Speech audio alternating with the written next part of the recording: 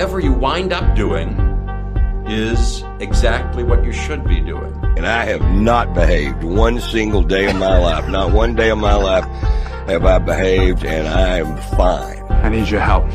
I can't tell you what it is. You can never ask me about it later, and we're going to hurt some people. Whose car are we going to take?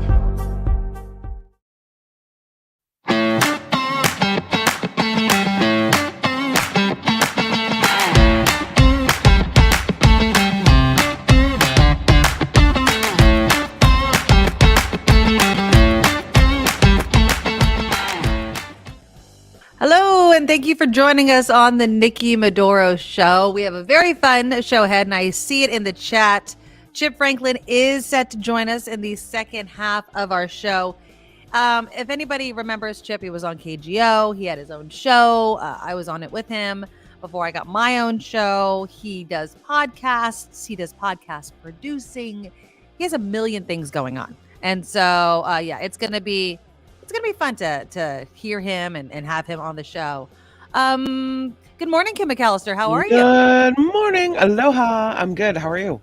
You know, it's not as cold as it was yesterday, but I'm still not feeling. I'm not feeling a big snowstorm is supposed to be coming today. Actually, I think the snow arrives today. It's going to be blanketing the Sierra, so kind of want to go to this snow, but I don't want to brave.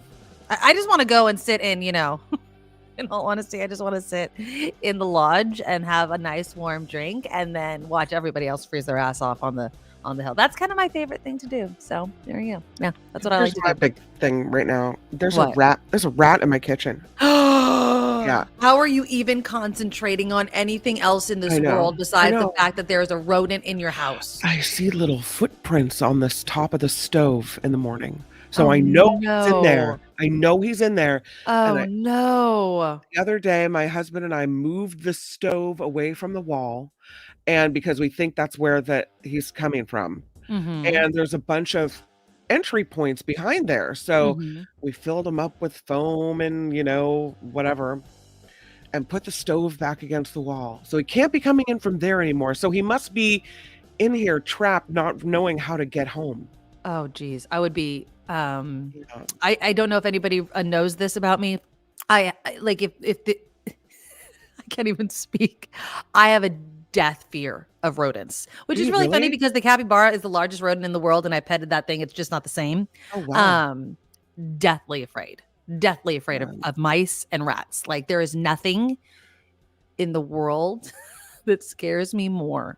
Like if I was ever on Fear Factor, it's like that would be the thing that I'd be like, I'm out. I can't do it. Spiders I can't. for me. Spiders, definitely.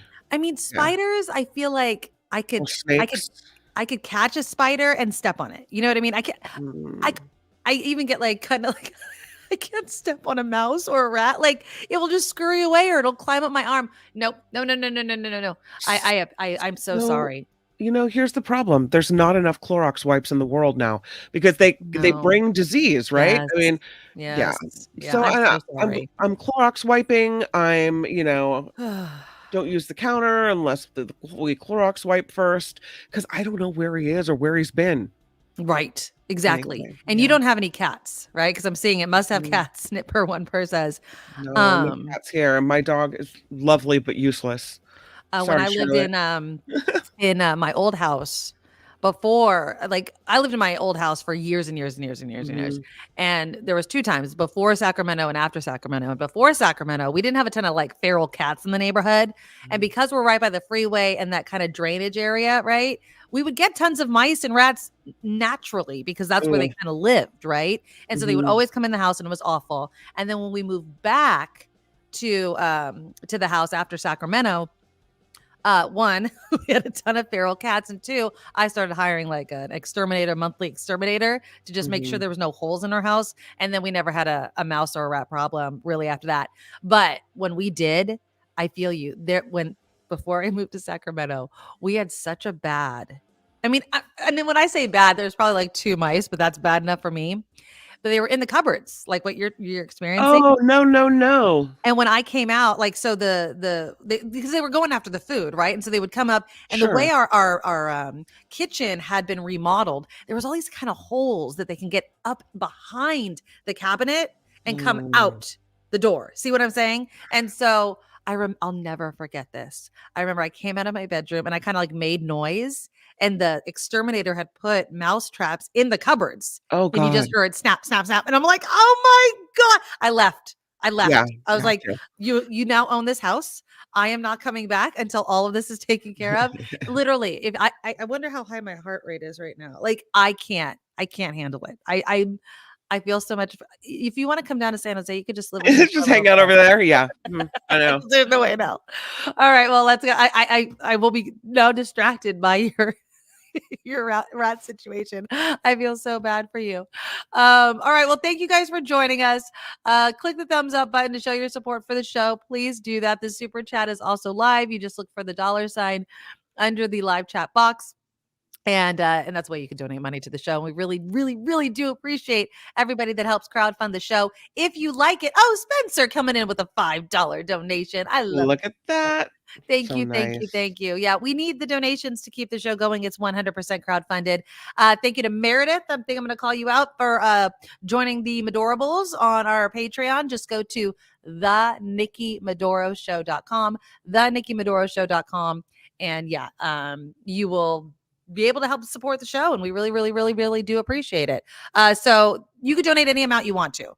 You could donate $5, $10, $25, $50 a month. It's just one time a month, whatever you can afford, one time a month. Think of it like a daily tip. That's what I like to say. Whatever you can afford every single day. Thank you, honey. So my husband, everybody say hi. Hi, James. Hi, James. Thank you for this fine message.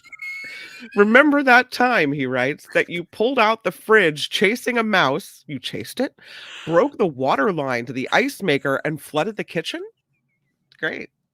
He's okay. It was that bad. Okay. It was 1, me and my best friend. 2, we had been drinking. And 3, I again am deathly afraid of mice and rodents. And so what happened was my friend and I are drinking. This is when I used to be a waitress. So I worked nights and my husband's then boyfriend worked days. Okay. So he's just let you know, he's aggravated with this story because he had to wake up. And so we're in the kitchen and I saw the freaking mouse. And so I'm like, and of course my best friend, she's like, I'm going to help you with this. And so we're like trying to kind of maneuver the fridge to entice the mouse out. And we yank on the fridge so hard that the water line that goes to the ice maker snapped. And then it's just flowing water. And so our drunk asses are trying to get a bunch of buckets. I run to James asleep because he has to wake up really early in the morning. And I'm like, the water. He just walks his ass right in the front of the house and turns the entire water to the house off. And I was like, but I have to take a shower in the morning. He's like, tough beep, and like goes back to bed. So yeah, I think he's held on to that aggravation and that moment for a very long time. So yes, thank you, honey. Yes, I do remember that. So I was up working, on shows last evening, and my husband is going to bed, and he goes, so listen, we put a trap out, which didn't catch anything. Okay. He goes, listen, if something happens and you hear a loud crack, oh God, don't wake me up. I'll deal with it tomorrow. I'm like, are you kidding me? Are you kidding? No, I'm awake now. We will deal with it now. We will. No, deal with I'm not going to deal with it tomorrow with this thing sitting on the counter. Are you? No. And then, You've no. What if the dog gets immediately. it and starts eating it or something terrible? You know what I mean? No. Yeah, we're not. If I hear a crack, we're dealing with it. I don't care what it is. We need to figure it out. Oh, Sandy, thank you for the $5 stupid sticker. Everyone's like feeling pity for you and for my terrible stories. It sounds like I live in squalor. And that's the thing. You can be so clean, and the minute you have a mouse in your house, you feel like you're filthy. And it's not true. I know it's not true, but you're like, what did I do? What did I do to deserve this? That's what I say to myself. I go, what did I do to deserve? There's nothing for him to eat unless he's getting into the cabinets. That's what he's doing. And they could fit in the tiniest of holes, Kim, the tiniest of holes. You should see me every time someone leaves a dish on the sink or leaves like crumbs on the counter. I'm like, do you know we have a rat? Yeah, exactly. Do you know that Mickey is making his home here? I don't give a crap. Like, no. And again, if you did have cats, they do kind of take care of this. Again, when we moved back, we had tons of feral cats. You guys remember I was bitching and moaning about it when I was on KGO. so many cats, which sucks because then you have to deal with cats all over the place. But never saw a mouse. I'll be honest, never ever saw a mouse ever again. Yeah, they are just around one. It doesn't matter. Don't beat yourself up over it. It's fine. It's fine. I'll let you know how this works out. Okay. If I hear a snap in the background, I'll applaud, but don't go out there. I do want to let everyone know one more thing though, just because I love conversations like this, and you guys love conversations like this. Just to let you know, Kim, the survey that I put out at the beginning of the year, I don't know, like part of me now, I'm reading all the responses. I'm like, did I do this just to feed my own ego? Because you guys are very complimentary. Your show sucks. Nobody said that. Everybody loves the show. Everybody, the reason why I'm bringing it up is almost everybody that had a response to certain questions that I love the personal stories that you and Kim share. So I just wanted to bring that up because we're sharing about the rat stories, and I love it too. I think that this creates the community and the fun part of the show. So if you want to take the survey, I'm really appreciating everybody that's just taking the time. It's really quick. It takes you less than a minute. And just the link is the first link in the show's description today. I'm trying to remember to put it in every day. And so just go take the survey, give us any thoughts. And if you want to expand on it and there's not room or whatever, or I'm not addressing something in the survey, please email me at our email, the Nikki Medoro show @gmail.com. Because I want to get feedback, and I'm going to do it more often because, honestly, because I had to pay for the subscription to Survey Monkey, and I want to use it. So I'll be doing regular polls to get my money's worth on that. So, but yeah, so if you could do it, and thank you to everybody that took their time. Okay, we'll do headlines in just a minute. I did want to see where we are. I was going to share the screen. So today, if you're not aware, and this is a really local story, but national as well, because when this stuff kind of happens, the memorial for the officer that was shot and killed in Oakland, Twan Lay, is underway. Let's listen in just a little bit. Yeah, it was supposed to start. It's actually going to start in about an hour, but you can see they're all setting up right there. This is a live shot thanks to KTVU. So we will be keeping our eye on it. It's one of those things where when we talk about crime in the city, when we talk about, doom loops and things like that, then you see it taking the life of someone and a police officer, it's just tragic. And it really, really hits home for a lot of people. And it makes it so people aren't proud of where they live. Does that make sense? It's like, oh my God, don't come here. The greatest example, I don't know if you know this person, Kim. Do you know who Keith Lee is? No. Okay. It's because I follow these people on social media. I adore Keith Lee. I have followed him for over a year now. His story is amazing. He is from Vegas, and during COVID, he needed to make money. It was him, his wife, I think he has a couple kids, and he was broke. And so during COVID, he started rating and reviewing food from mom and pop shops. And his whole kind of brand is he doesn't visit like chains, big chains. He visits the mom and pop shops that aren't doing well. So people reach out to him and they go, hey, there's this amazing fried chicken place, right? And I don't know why they're not doing well. And so he goes in there and he sees, and he has like basic 3 things he looks for. Is it the marketing? Is it the food? Or is it something else? What else is going on? And he sits in his car and he eats the food and he rates it. And I'm telling you, Kim, if you have Keith Lee come to your restaurant and he likes it, and he's really kind and he's fair, like I feel like he's a very fair food reviewer, you will instantly be in the black. Like people will line up. I mean, he has saved so many small mom and pop restaurants around the country because he's going on a tour. Well, he's coming to the Bay. He says he's going to be coming, and I'm trying to see, the Bay Area is going to be the first stop on this kind of tour that he's doing. So would you say he's like the nice Bay Area version of Gordon Ramsay? Kind of, but he's not a chef. Okay. This is what that's him. That's Keith Lee. I mean, he's huge. If you follow, he's on TikTok and Instagram. He's on all the socials. But if you're into food videos, which I am, you know who Keith Lee is. You just do. He's a celebrity in this world. And he's really sweet. And he praises God. He's very religious, but not like in a pushy kind of way. He just says, God is great and has blessed me so that I can bless other people. He pays for all of his own food. He tries when he orders the food, he'll send other people in. He'll wear disguises because he doesn't want it to be like kind of skewed. But anyways, look him up, Keith Lee. Anyways, he announced that he's going to make the Bay Area one of his first stops this year. And people are telling him not to come. They're like, don't come out here. Please don't come out here. They'll rob you. They'll break into your car. They'll do all that stuff. And so this is what he said. He said, I heard a lot of people call the Bay Gotham City, which is funny because of Bat Kid, but no, not in a good way. And the way my mind works is that's even more reason for me to come. He says that when he grew up, he learned the toughest situations breed the toughest people and the most talented people. He wrote that he had a feeling the Bay Area had some talented people that he was supposed to meet. And he ended the video with a dose of realism, according to the Chronicle. He said he will not be leaving any possessions in his car and will not have any cash on his person. Not to mention, man, you're probably going to have a ton of people following you. So, yeah, I'm really, really excited to see where he goes. He's asking for some suggestions on any mom and pop shops that he should visit.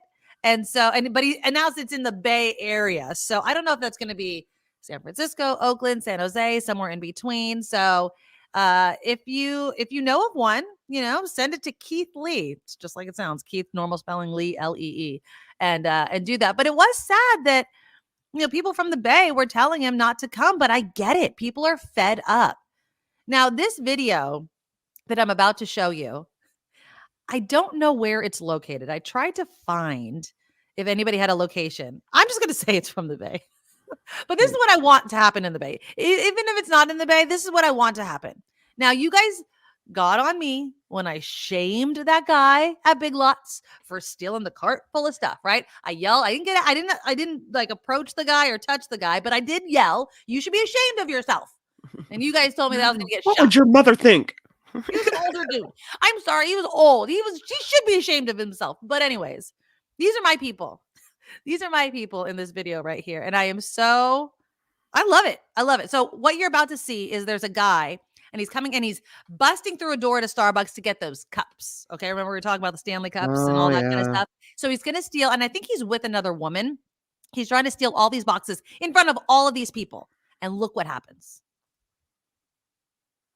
Come on, video. Let's go here.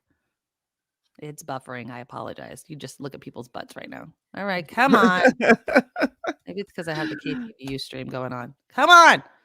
Okay, so this guy is jumping over the counter. Let me refresh this and see if this will happen. Sometimes you gotta. I swear to God, I hate my computer sometimes. Come on, you could do it. It's such a good video. And I want you guys to tell me if you think that this person is wrong in what they're doing, because I don't think so. I think that if you're going to stand in front of people, okay, if you're going to stand in front of people and steal something, it's about time. Oh, let me just stop it. It's about time that people stood up and said, no, you can't do that anymore. Because the problem is dangerous though. Dangerous. You don't know who these people are. You don't know what they're packing. You don't know. I understand what you're saying, but let me say this. Okay. So there's consequences for not doing anything. There are consequences for not stopping these retail thefts. That Safeway in San Francisco is shutting down off Webster Street because of crime. The fact that they have to lock things up all the time, which makes people not want to go to that store. Right. So what do you do when you lose these things because of theft? I completely agree, but is it worth a life? Is it worth the risk to your safety to say something and say, knock it off? I mean, if we don't, okay, I understand what you're saying. I'm not saying if it looks like this person has a gun, let's say, or something like that. I get it. Like you don't want to put yourself at risk for something like that. Mm-hmm. But if it's just simply the person doesn't look armed, right? They look like they're just on their own and they're just walking out because they have that audacity. I think, and you're like with a bunch of other people. I don't know, Kim. I just kind of feel like at some point society needs to step up and be like, that is not okay. It's not okay for anybody to walk in and take whatever they want from the store shelves just because they want it. And damn it, this isn't working, but it's such a good video. I'll play it if it ever comes up. I completely agree with you, but I would tell my kids, your life is worth more than $20,000 of Lululemon leggings to me. So if you if you were at a store and you saw someone stealing all this stuff, right? Back away slowly because it's stuff. It is stuff. And I get what you're saying. It is just stuff. But if it's always just stuff to other people, and then there's a ripple effect, if there's a ripple effect of a neighborhood like the one in Webster Street in San Francisco no longer has a regular grocery store, there is then a huge consequence to people's lives. And if we could stop unarmed people, okay, and I understand it, if we could stop unarmed people that look like they're not packing, and I know we never truly know, but like, you know that they're just stealing it because they're a-holes, okay? If we could stop them and give people pause and not send this message that it's a freaking free-for-all, I'm for it. And I know, but I understand. I wouldn't want my kid to do it. I guess that's what I was saying. Like, I don't want anyone I know being put at risk, but all right, well, let's do some headlines. If the video will ever stop buffering, we'll go back to it. We do have Chip Franklin again. As a reminder, in the second part of the show, a ton of political news, I know, and he has a bunch of podcasts that he's either contributing to or helping produce. So we'll tell you all about those plans. We are, again, keeping our eye on the Tuan Le, the officer that was shot and killed. Kind of going along with this story is just people are robbing places and police respond, and then people lose their lives. And I get it. I get the fact that there's always a risk in stopping these people. And so obviously our hearts go out to the Le family. But let's take a look at some other headlines with Kim. Now, from around the world to up your street, the Nikki Medoro Show presents News Czar Kim McAllister. Getting hot for Alejandro Mayorkas. Ooh, look at you. You're getting hot for him? Ooh. No, you know what, Nikki? I'm going to sick my rat on you. The first impeachment hearing against Homeland Security Secretary Alejandro Mayorkas is underway right now. Republicans have slammed his handling of the southern border as the number of migrants crossing hits record levels. Another hearing is possible next week, and a full House vote could come later this month or in early February. Hunter Biden's legal team is wondering why Republicans don't want him to testify publicly. Yeah, why don't you? The president's son stormed out of a congressional committee hearing on whether to hold him in contempt after showing up on Capitol Hill unannounced. Hunter did not answer questions as he left unaccompanied by his legal team. Oh, he was there. That's cool. Florida Governor Ron DeSantis and, former South Carolina Governor Nikki Haley will be the only White House hopefuls on stage in tonight's Republican presidential primary debate. You guys going to watch it? Alongside former President Donald Trump, they are the only ones that qualified for the CNN debate set to go down in Des Moines, Iowa, just days ahead of that state's first-in-the-nation caucuses. Trump has chosen to skip this event, opting instead to take part in a Fox News town hall, with the latest polling showing him in first place, Haley in second, DeSantis way back down in third. I mean, again, I'm not voting for any Republican, but I do think that anybody but Trump is an appropriate rallying call. I just do. Yeah. I don't know. I mean, I'll probably tune in and watch parts of it just because I'm a political junkie that way. But I could see how a lot of people might think I've seen enough. I know enough now. Right. Well, I mean, I think that if it's just between Nikki Haley and Ron DeSantis, I mean, I don't know. And I know it's mean and it's really bullying like, but the guy is weird, right? Like Ron DeSantis, he doesn't do human good. He's just a weird dude. He stands weird, he walks weird. And I know it's just like they pick and choose the clips that make him really awkward, but and he's dangerous. I really do. I think that Nikki Haley is as well. I think any Republican under this kind of platform is dangerous. But anybody but Trump. I will maintain that hands down. Yep. Yeah. Okay, so we've been following the global warming, the global risks. Well, apparently there's a big risk of global catastrophe.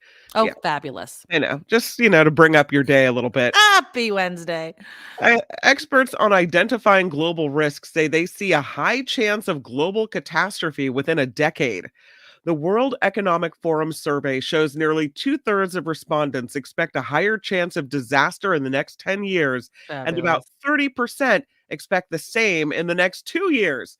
The report cites risks from misinformation, a potential recession, and extreme weather events. So That's the last one is the one I'm most afraid of. Again, when I watch that thing on Netflix, You Are What You Eat, there by the end of the decade, this decade, we're going to see huge changes. I mean, look at what keeps happening in Santa Cruz. You know what I mean? Like that frightens the crap out of me. I actually have more faith that people, and I shouldn't even say it, but I do have more faith that people kind of get fed up with BS, right? Like, yes, the pendulum can swing, but hopefully we could do something about that. But we need to do something about the climate ASAP.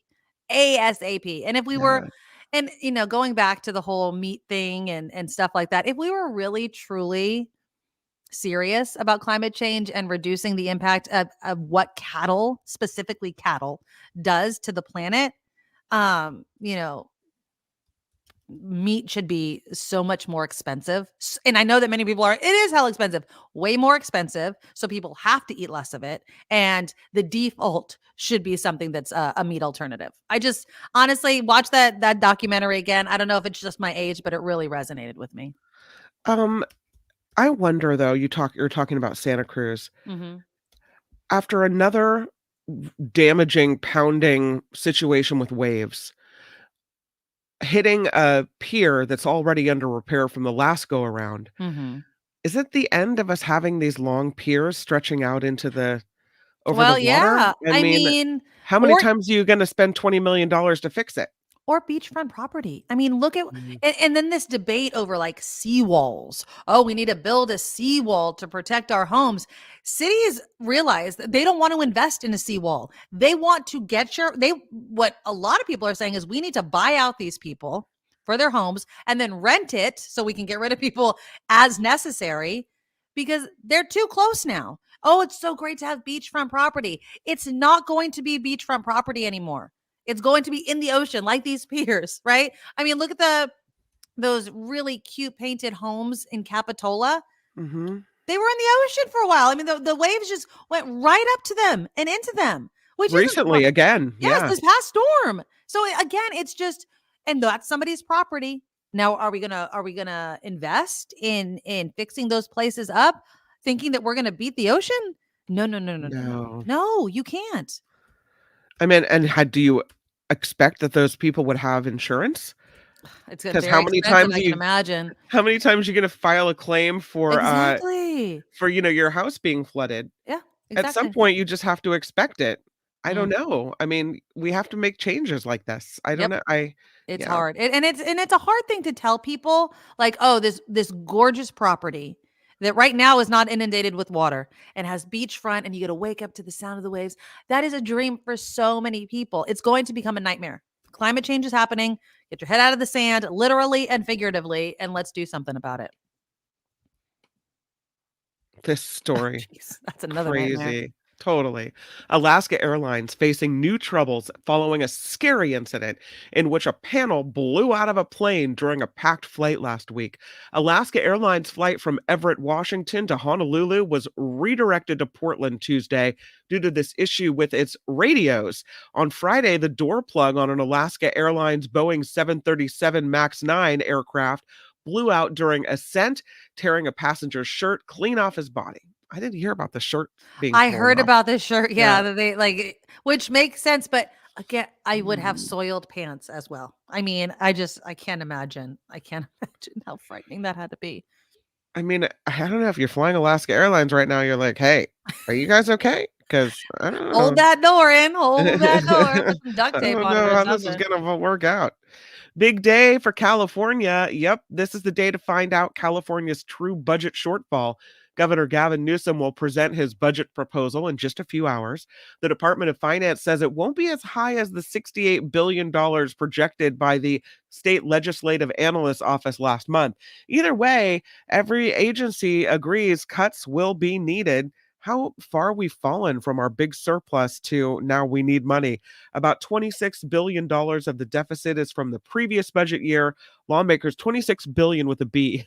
Lawmakers didn't have all the tax revenue counted when they put their spending plan together last summer due to tax filing extensions after severe winter storms.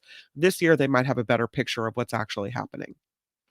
Speaking of taxes, A new wealth tax in California is getting its first hearing today. State lawmakers set to consider a bill that calls for 1.5% tax on those worth $1 billion or more. Mm. If approved, that could happen as soon as this year, while a 1% tax on those worth 50 million would start in 2 years. The assemblyman behind the bill says it would be fiscally responsible to look at people who pay too little or little to no taxes, and then again ask the working or middle class to take on new taxes. So, I just don't understand mhm. how, if you're making that much money, that you don't want to be like, look, yes, so many of our problems could be solved if you just tax me and I'll still be extremely rich. Like that, it's just greed. I just don't get it. I mean, we're talking about an obscene amount of money. And there's actual people that are like, no, you can't tax me. I want to keep the loopholes the same for me as it is for a teacher and blah, blah, blah. Give me a friggin' break. I mean, I would imagine if you have, $1 billion, you don't want to pay that. You do anything you can to get out of it, and all your buddies know exactly how to But do it. why? Why, if you have $1 billion, can you not pay more in taxes? Why? You're not doing anything. You know what the wealthy do? They hoard their cash. They hoard their wealth. They're not, spending $1 million a day. They don't. It's greed, Kim. It's straight up greed. I don't get it. Okay, so let me just put this, and I'm not defending the rich by any means, because they're not my people. But if you had a lot of money, would you feel the same way? Would you say, listen, I have a lot of money, I don't mind paying through the nose in taxes? Or would you say, I have a lot of money, I guess I need to find a tax person that can help me save on my taxes? It would matter how much money I had. If I had $1 million, I would want a tax guy to help me keep it $1 million, right? I get, Kim, we're talking about billion. Like, that's insane. That's insane to be like, nope, I need to save my money. You should have a financial expert that lets you live high on the hog and that you don't even care how much you're paying. That's my thing. It's like, as long as I stay extra wealthy, I don't care. Like, that's how I would say. I would just like it noted, this is why we're not rich. Because we don't have this mindset, right? Well, of do anything to collect more. They're just selfish. It's greed. It's straight. And I'm going to add the caveat that there are people, Warren Buffett, other people that are like, tax me better, because I'm not going to be a fool and just give you my money. But yeah, I'm not going to fight against tax changes. I'm okay with that. You know what I mean? Like, there should be, the more money you make, because where else are we going to get the money, Kim? From the poor people? That's the whole thing, is like, well, the poor people should be able to. They don't have money. You have the money. You go where the money is. It makes sense. Well, yes, from the poor people, because we're clawing money back from, middle, lower class, as far as income goes, from people who can't afford to pay it. So absolutely, that's what we're doing. Ugh. Some changes in San Jose. Yeah, the Bay Area's largest city is about to start searching for a new police chief. San Jose Police Chief Anthony Mata is retiring in March after 28 years with the department. He says it wasn't an easy decision, but he believes it's the right time to take on a new role within the Santa Clara County District Attorney's Office. The mayor wants the recruitment process to be within the department and across the nation as well. Yeah, he's kind of popular. I don't have anything bad to say about him. I really don't. I mean, obviously San Jose's had its own issues, but I heard one person on KTVU this morning, and I forget what organization I don't know. I don't think it was the NAACP, but basically saying that they liked Mata, but they do wish that he had put more people of color within the organizational or the higher ranks. You know what I mean? But other than that, I think that's the most negative thing that anybody, at least right now, has been saying about him. I think, a lot of it falls on the mayor. When we talk about crime and organization and budgetary things, the mayor and the city council, obviously, because we're not a strong mayor system in San Jose. But yeah, we'll see who takes his place. The Police in Ann Arbor, Michigan say there were 21 fires on Monday night, but no arrests made after the University of Michigan won the National Football Championship. Here's how it Go looks like. Harbaugh. Yeah. Boy, they were partying in Ann Arbor. Woohoo! But yeah, lots of fires. Wait, don't set those fires. Oh, Ann yeah. Arbor Fire Chief Mike Kennedy saying there may be many apartments missing couches, but no vehicles or structures were damaged, and there were no long-standing consequences from celebrations on Monday night. Police say the celebrations were fun, they were responsible, and they were peaceful. I mean, that yeah. does look like a couch. Mm-hmm. It does. Yeah. And Jim Harbaugh, the coach, obviously the former 49ers coach. I was really sad when he left, but yeah, congratulations to him. He did it. You imagine roommates like, what? Hey, where's the couch? What happened to our couch? We're just sitting down like, in the dark thing and the chair's there and you're like, oh, okay. You guys suck. Yeah. Miller. This is lastly, only because I couldn't find the mints. Coming soon, mints that taste like Miller Lite. Ew, why? The beer brand plans to start selling beer mints this Friday that are hailed as having the freshness of mint, but the great taste of Miller Lite. That's the oxymoron. Great taste, Miller Lite. No, no, thank you. The alcohol-free mints are being marketed for those taking part in Dry January, where people either abstain from or cut back on alcohol for the month of January. The mints are $5 a tin for 40 mints, and they'll be available at MillerLightBeerMints.com. No, I'm trying to think, like, what alcohol would I like paired with a mint? I mean, it would have to be something like Kahlua or Bailey's, not cheap, gross beer. Like, no, thank you. That sounds disgusting to me. No, you don't want that? No. Oh, look at, they make it, even to get into the website, they make me enter my birthday. Of course they do. Because I was going to MillerLightBeerMints.com. Yep. Not that you can get $5 off my first order. Like, if you are so hopped up on you must have the taste of beer. Yeah, you have a problem. Then that you need to order the beer mints. I don't know. Maybe it's just something kitschy that people like. Well, yeah, and they're trying to market on the Dry January, which again, if you're doing it, that's great. I was talking to my friend the other day about Dry January, and she's like, "No, I'm not doing that." I'm like, "I'm not doing it either," but I also gave up drinking during the week. So if you add up all those days, I'm doing more than a month of no alcohol. Oh, there they are. Beer mints. Yeah. I mean, that's just, it's just a novelty. Hey, can I get one of those beer mints? Ew. No. Mm-mm. John Slade, Miller Lite, warm piss, even if it's cold. That's not the mint you wanted. No, thank you. No, it is not. This report is sponsored by you, which means we do rely on you guys to help us fund this show. And we really, really appreciate all the help you can get. You can give us all the help we can get, too. Find us, please, at thenikkimedoroshow.com, thenikkimedoroshow.com. The Patreon link there, the PayPal link there, and all the other stuff, too. I'm Kim McAllister, and this is The Nikki Medoro Show. It is indeed. Okay, I found it. I found the video. I wanted to show you the X version of it. I don't know why, but I was just looking there. TMZ has the video, too. Okay, again, just to recap. And I know you guys are all, I agree with Kim. My life is worth more than a Stanley Cup. Yeah. Every day and twice on Sunday, okay? Like, I completely agree, but I think we're reaching this breaking point where we're like, screw you. And if there's enough of us in a store and you don't look armed, okay? Like, I'm going to show this video. I love what these people did. Now, damn it, this video better freaking work because I've been building it up so damn much. But here we go. Here we go. They're confronting the guy. Look, he's going to jump over right here. This guy. Break the whole thing. And he's just walking. This woman's trying to stop him. That's me. You're a fucking loser. Get him, stupid. Get him. Look, Stop him. Stop him. Stop him. See? Stop They him. tackle him down. Stop him. I didn't touch him. Stop him. Stop her. And then that chick, I think, is her. I think She tried to grab my bag, you guys. Look at this. Is insane. Look at this. He is insane. Look at this. Yeah. Yeah, and then he walks out with nothing. Good. Nothing, a-hole. He has one. Wow, you guys. Look at that.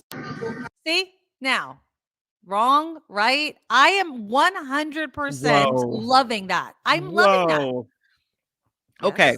Okay. Let's just go over all the. Okay, I have to. Yes. On one hand, I'm like, that's awesome, but on the Mhm. other hand, I'm thinking, let's think about all the things that could go wrong here. Number one, somebody gets injured.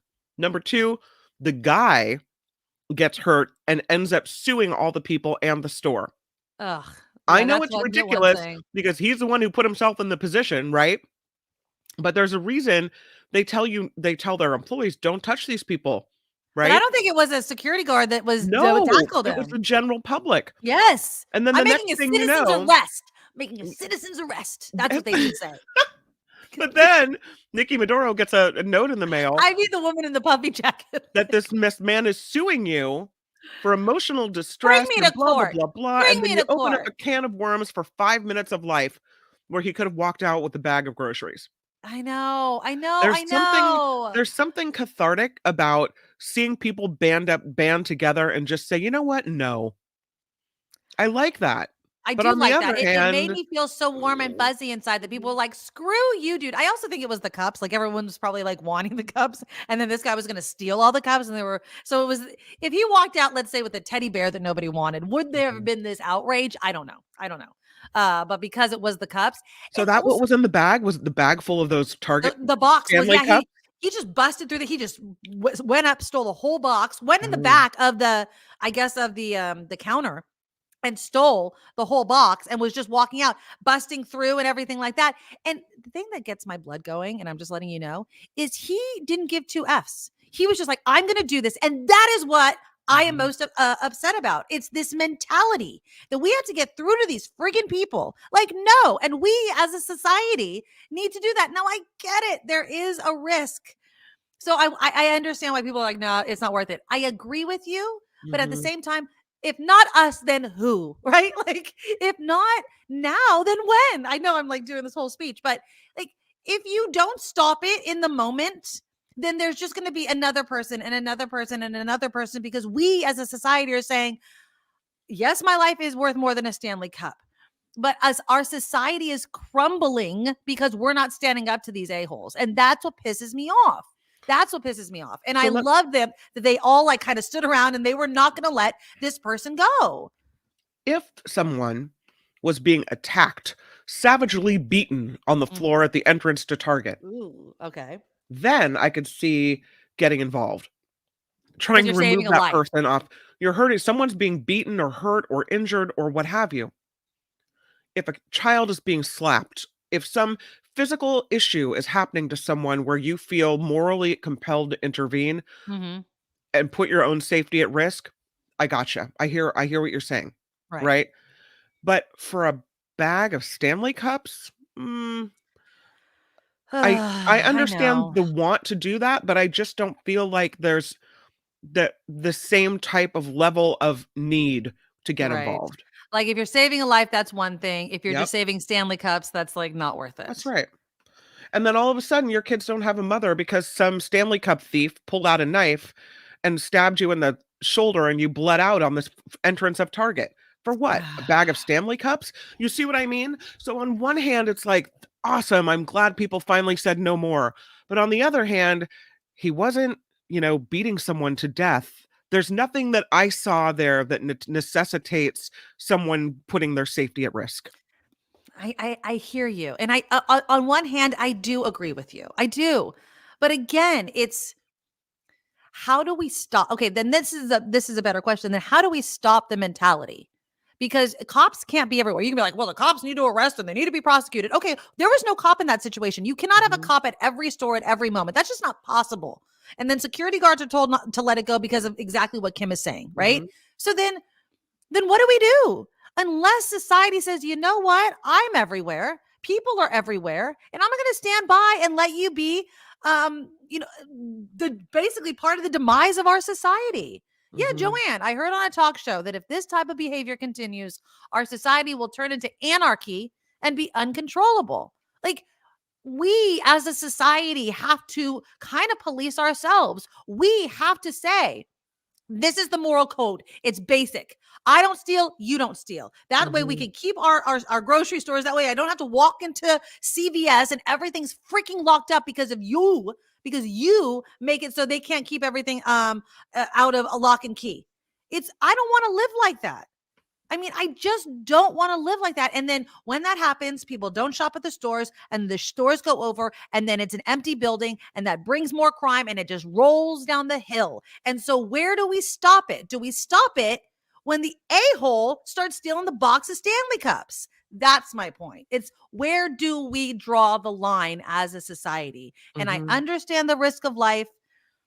But again, I feel like if you got to judge the situation, you got to see like who's on my team here, right? Like those people knew there was a lot of people on the team. Like, okay, we're going to take this guy. We're not going to stand for it. We're going to shame him. We're going to stop him. One person's going to tackle him. I'm not going to tackle him. I'm going to shame him though. I'll be a big shamer and do something about it. No. LJ says, I'm an avid die-cast collector and always see shoplifters. One day I was walking in and the receipt checker was having a confrontation with a shoplifter. I got between both doing a tug of war with a TV. Oh, man. You know, LJ, I applaud you. I hope that you weren't hurt. I hope that the person wasn't armed. But again, I think, and this is a really uneducated statement that I'm about to make. I don't know what the percentage is of people that are armed versus people that just got big huevos, right? Like that are just like, you know what, screw it. I don't have a gun, but I'm going to go steal all kinds of stuff. There's enough of us. The people that go in with like 20 deep and just start mobbing a store and stealing stuff, I don't think that they're armed. I think they're just banking on the fact that they can't stop all of us, right? But what if we did? What if we're like, no, man, you can't steal? Sandy says, what's the point of having guards if they aren't allowed to stop thieves? Yep. Ding, ding, ding, ding, ding. I don't know, man. I'm so fed up with it. I'm so fed up with, and you know what also pisses me off, just to go off on a tangent here? It pisses me off when there are people of color that are doing it because people make stupid stereotypes that it's those people that do it. And that's BS. Everybody freaking does it. It doesn't matter what race you are, what color your skin is. It happens all of the time. But you see a black kid doing it. Now all black people are thieves. And I'm sorry. That's what stupid people think all of the time. And it pisses me off because like, stop already. One, that's not true. And two, where are their parents or where's your moral code? I don't know. My blood's boiling. I'm really, really sick and tired of it all. You are banking on them not being on. I know, Ricky. I know. I feel like we will. We can ask. Well, Chip's going to be in the second half of the show. He'll be with us in about 10, 15 minutes or so. I'll ask him all kinds of things. We have him. But I just feel like, I wonder what Chip would say. I feel like he would say exactly what you guys. I like your spunk, Nikki, but there's no way I'm putting my life in danger for a Stanley Cup. Because that's the rational way of thinking about it. But what I'm saying is these criminals are counting on us keeping our mentality. We're trying to change their mentality. They don't want us to change our mentality. They want us to be afraid of something they may or may not have on them. And I get it because I don't want to lose my life over a stupid cup. Yep. I also don't want to lose my society over just standing by and letting it happen. Why have morals gone down the toilet? I don't know. I think that, it's a myriad of things. If you want to, just off the top of my head of how we got into this situation, I'll say this. I think that crime has been allowed to go unanswered. I think that people have mistrust of law enforcement. I think that the economy, COVID, everything that happened there where I really do think that COVID changed some people's thinking of like, shoot, if that can happen, what the hell do I have to lose? I also think that people are just fed up. You know what I mean? I think that they just don't care about people anymore. I think that people do things for clicks. I think people do things for social media. I think there's so many reasons why somebody would walk into a store and do something. I think there's not enough parental supervision. I think it's so many different things. I don't think that you could point to one. I don't think you could be like, it's Trump or it's Biden or it's Democrats or it's Republicans. I don't think you could say it's the whole defund the police thing because we have a problem with police use of force, right? I mean, there's so many things that got us to this situation and it's going to take so many things to get us out of it. Katie wants to know where that happened. Do we know? I know. I don't know. Even TMZ didn't say where. I'm going to say it's in the Bay Area. I don't know if that's true. But I think that it's an example of something that could happen here. Does that make sense? Like, I think that I just feel like whether it's here or it's in another state or another city, it doesn't matter. People, I think universally are fed up. And I think that it's ignorant if people are saying that doesn't happen in my town. BS. You probably aren't noticing maybe that is happening in your town. But we need to stop it. And I don't know how we stop it if the people just aren't fed up and as much as I am. I don't know. Blue Spark says nobody seems to care anymore. I was behind a guy at Safeway whose pockets were stuffed. Checker said they won't get us a guard, so there's nothing I can do. I feel like, and again, I know you guys hate it. I'm done being silent. At the very least, like, shame on you. We see you. And you're what's wrong with society. That's what I always want to tell people if I see it. You're what's wrong with society. How does it feel to literally be the problem? Like, a walking, talking, freaking problem with society is you. And I know there are people like, I don't care. I'm going to get mine. You should get yours because that's the year we live in. Lisa says, how can a society where storming a store for a drinking cup be saved anywhere? Yeah, I mean, he's trying to make money off of it. I mean, that's what it is. People are just trying to get theirs. They don't care. And so, and if we don't care, then what do we tell them? We don't care. Nobody cares. Well, watch it though. These cups are on sale for $45. And I saw them resold online. Oh, yeah. For $259. Oh my God. Yeah, I don't know. I mean, at that point, who's behind that though? That's I don't stupid. even want one. Like, how embarrassing that you would have paid $260 for a cup. Then exactly. Then I'm the ass, right? Come on. No. And somebody was saying, "Oh, and our economy's in the toilet, and people are worried about inflation." And yet, look, people are willing to pay out the behind for lame out. I mean, it's a cup. It's a cup that in 3 months is going to sit with all the other Stanley Cups that you bought. Like, nobody cares. Once somebody's like, oh, you got the red Valentine's Day Stanley Cup? And you're like, yeah, cool. I hope it was worth that conversation because I can't imagine it going any further than that. So I don't know. I agree with you. Phineas. Oh yeah, we both saw it at the same time. Hold on. Phineas says, Nikki, tell big corporations like PG&E and politicians not to steal. Yep. I called out. I don't know if you guys saw it. If you follow me on X, I called out Governor Newsom about the PG&E's rate hike. I'll have Loretta Lynch on. I try to get her on at least once a month or so. But again, I mean, she's been talking about these rate hikes. There's nothing to stop another one. Newsom is doing nothing about it. Newsom talks big about price gouging, and it's crickets when it comes to PG&E. Oh, yeah, they just sentenced that guy to 25 years to life. RN Sue says, remember the young boy who worked at Safeway in Willow Glen? He was killed by a shoplifter when he tried to stop him. I know. And they caught the guy, and I think just this week, he was sentenced to 25 years to life in prison. So, which is good. He should lose his life and freedom for for what? Oh, and I know. And as I say this, you're like, but you're the one that wants people to step in, Nikki. I just don't know what the answer is. Just don't know what the answer is. And it's so frustrating. I want to play this also because people are fed up. And I'm not a rapper, but remember we talked about that guy. I think we briefly talked about him. He was like this San Francisco resident who also is a rapper. Okay.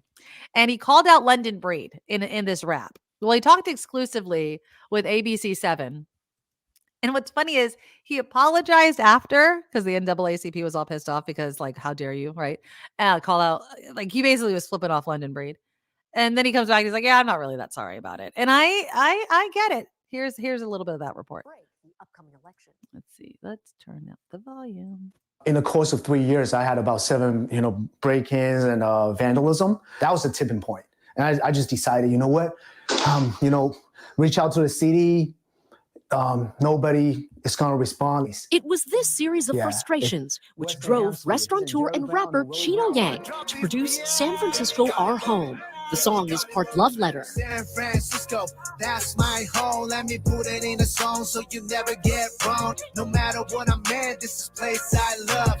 And part exasperation. Atlanta breed, you ain't nothing but a clown. When we really needed you, you will never be around. The rap accuses Mayor London Breed of failing the city's small businesses, abandoning the city's Asian American community. Now, everybody, let me see your hands in the air. Now throw your tune, me the fingers up to the mayor. But the critical tone upset some members of the Black community, including the Reverend Amos Brown, president of the San Francisco chapter of the NAACP. Brown rushed to defend Breed and expressed his displeasure over the rap in this voicemail to Yang. I ask you to repudiate that rap. And since you have not, and I've told the Black community that you did not, the community will make a public statement calling you out for the wrong that you did to the mayor. The mayor is not responsible for all the crime of this city. Despite Yang issuing this apology shortly after. So for the sake of my family and my loved ones and my close friends, I'd like to openly and publicly make an apology. Brown then held a press conference to pressure Yang to take down the video. This young rapper said he needs to get his lessons and sit down and learn. Brown declined to comment further when asked by ABC7. But this back and forth is an example of the political challenges Breed faces as she tries to win a second full term. Her supporters in the Black community say she's unfairly blamed. Please do not call out our mayor again. AAPI community leaders, frustrated by property crimes and attacks targeting elderly Asian residents, have become increasingly critical. Of course it's political. Everything's political. Breed is competing with several challengers for support of San Francisco's Asian American community. Her political future depends on whether she can earn it. It's an election season, and Mayor London Breed is up for a really tough re-election drive. And the concerns raised in the video are legitimate ones. It's about crime, it's about the streets, and it's about whether or not the mayor is doing her job. ABC7 News insider Phil Mateer says in a city where Asian Americans make up a third of the population, recent races have proven how important the Asian vote is, especially among the young and conservatives in the political landscape. We saw it in the school board elections and recall. They were a primary force behind that. In the recall of progressive district attorney Chesa Bodine, who they felt weren't doing enough about crimes aimed at Asian American, especially the elderly. It's long been said that you can't get elected only on the Asian vote in San Francisco, but you can't get elected without it, or at least a significant portion of it. And that's true. I mean, there's really... It's really interesting how this is falling at our feet, though. I mean, London Breed, again, facing another election when there are many problems, many problems within the city of San Francisco. And again, as we were talking about with the people standing up for the person stealing the Stanley Cup, people are fed up. But are people getting enough time to make the change? Do you think that London Breed has had enough time to make the needed changes? I know Karen says, I love the guy, the rapper. Agree. London has to go. Adios, incompetent. Get somebody else. But Gordon disagrees with the Reverend. I just feel like at some point the buck stops with somebody. And Karen, you're right. London Breed has refused to accept responsibility for the city. Isn't that what a mayor is supposed to do? Take responsibility and do your job. Apparently, Ms. Breed is not. If it's not her fault, then whose fault is it? Exactly. If it's not the fault of the person in charge, then whose is it? Yeah, exactly. Who do we hold accountable? Mm-hmm. When we see restaurants, say this person who has a restaurant or a business, we see the same business owner getting robbed 4 or 5 times, having to replace the very expensive plate glass windows over and over again. And their insurance rates rising because they keep getting broken into. Yeah. Who's responsible? Is it the police who don't have enough staff? Is it the DA who may not be, holding people to account as much as you want them to? Is it the judge who says, that's too stiff a sentence? Is it who do we hold accountable? I'm sorry. I don't think you're racist just for calling out the mayor. But I want to ask you this, though. How much time should a mayor be given to fix things? Right? I mean, I think that's She's been in office for a while. well, yeah. I mean, she got in office right before COVID, right? So, you know, obviously COVID came with its own challenges, but at the same, we love recalls, right? Are we recalling too quickly, or how much time should you? I mean, I would say that since she's up for re-election, that's the perfect amount of time to judge somebody's record, and so she's definitely going to have to prove it. And I love I love the people in the video who are like, well, it's not her fault. Well, then whose fault is it? That's right. Whose fault is it? Who do we hold accountable for that then? Right. Because, if you're in charge of a city, then you're accepting responsibility for that city. Absolutely. So if you can't fix it, let's get somebody in there who can. Well, let's get somebody in here who can always come up with a great opinion on all sorts of stuff. And that is our good friend, Jim Franklin. Hello, my friend. Hello, my friend. Can you hear me? I can hear you perfectly. All right. That's good. Fun listening to you. I was thinking about you the other day. It's like, it'll be 8 years this fall, I think, that you and I were on the air together when Trump was elected. Remember? Oh, Lord Almighty. God, remember, I mean, I was talking to John Rothman last Friday about how disappointed I was when he was so wrong. Remember that night? And he kept telling us, hey, Nikki, don't worry. And I will never, John, we laugh about it, but I'm like, John, you scarred me because you made me believe he was never going to be president. And yeah, it's not President Hillary Clinton. It was President Trump. So yeah, it's insane. So many people were happy to see you. I have a quick question for you because I know we have a ton of politics and I want to catch up on you. And I don't know if you were watching when we were talking about this video that went viral of people inside a Starbucks stopping a guy from stealing a bunch of those Stanley cups. Sure. And I am a huge, even though I understand that it's just an item and you don't want to risk your life for that, I do believe that as a society, we have a role of calling out these people and saying, no, it's not okay for you to walk out, even though I know it's just material goods, because now that's going to lead to stores locking everything up and then the stores closed because nobody wants to deal with that nonsense. And then abandoned buildings lead to crime. And so it's this ripple effect of us just standing by and allowing people to commit crimes in front of us. And people were really curious on if you agreed with me or not. Well, I don't want to shoot him. No, but so the video was a person actually tackled the guy and stopped him from stealing all of the whole box of cups. Well, this there's so many layers to this. It all starts with the insurance companies, which tell these people, my son is a manager of Safeway, right? And they tell him, let people just walk out with shit. I mean, and that's insane, right? That's insane. I think part of it is that the more people see it on it's horrible for San Francisco nationally because everybody thinks that we're just, crackheads and Walgreens break-ins, right? Yeah. And it's happening in every city. And I don't know if it's happening more in San Francisco. It sure seems like it because boy, we are an easy target. But first of all, trying to stop somebody that's about to do that, there's two things at play. One is they have a lot of adrenaline. They may be high and they've done it before. Right. You're just average Joe. And you try to grab somebody like that, a lot of bad things can happen. So I would highly recommend that nobody do what this guy did because it can, you can lose your life. What if the whole store is with you? Like everyone's trying to like circling the dude. Stand up. There's always you're right. I agree. If 20 people all stand up and say, to the person in unison, you might back down.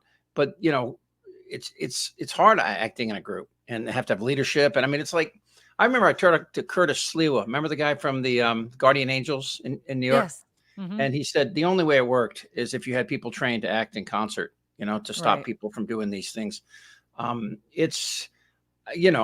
into a Walgreens in San Francisco about a month ago, and the razors were behind the glass. So I had to get somebody so I could get some razors, and then the mascara. With the razors, I held up the store, and that was great. So, but I don't know, so I don't know what the answer is to that. And I don't know what London Breed or anybody else can do other than hire more cops or, when you catch these people, how do you catch like 12 people, when they do you can't be everywhere at one time. And that's what I was also saying. You can't have cops everywhere. And so it's not as if the city is letting this happen. They just can't be everywhere. Well, and yes, there's a those 12 shortage. People could start an Amway franchise and make some real money, right? I don't know. But what they're doing is ridiculous, and it's a felony. And I would guess that if you had, one of the things you could do is get cameras everywhere and Mm. get facial recognition, go after these guys and put them in jail for a long time, you know. But Mm. then again, you know, I mean, that was the thing with what was the former district attorney? Why am I pulling a blank? Chase Boudin. Yeah, Chesa Boudin, who I liked a lot, and I agreed with the no cash bail thing. In theory, now it shouldn't apply to everybody, but for most people, yeah, you know, I mean, it sucks that if you don't have any money, you're in jail 6 months waiting trial, and then you go into trial that day, and the case is dismissed or for whatever reason. Right. You know? But your life is ruined. I mean, I feel like sometimes the pendulum either swings too hard one way or too quickly without, assessing whether or not this is actually working in the way that we thought it was going to work. Now, let's expand on this a little bit, because another question when we were talking about this is, why do you think society has become where, people can just walk into a store, commit a crime, and everybody watch it happen? And I know people default to, oh, it's just liberal policies, or it's Donald Trump not, being held account for the crimes and fake news and just straight up lying to people, and people just take it hook, line, and sinker. I don't know if it's really that simple to, so black and white, Dem versus Republican or something like that. I think at the end of the day, if you really research this, you'll find the main culprit is Hunter Biden's penis. I believe that's it's all really, it all has to do with Hunter Biden, the penis and the gun and the drugs. Yes. Yeah, remember the old thing, the Giuliani thing, back when he had some credibility, 30 years ago. Like I fell. The broken windows theory, which was that if you go into an area and you fix up the area and make it look better, crime will move somewhere else. And there's a little parcel of truth to that. There was a book called Freakonomics, and it came out, and another book came out at the same time by a guy that was kind of these economists that look at social movements and how they have a long-term effect on how we live.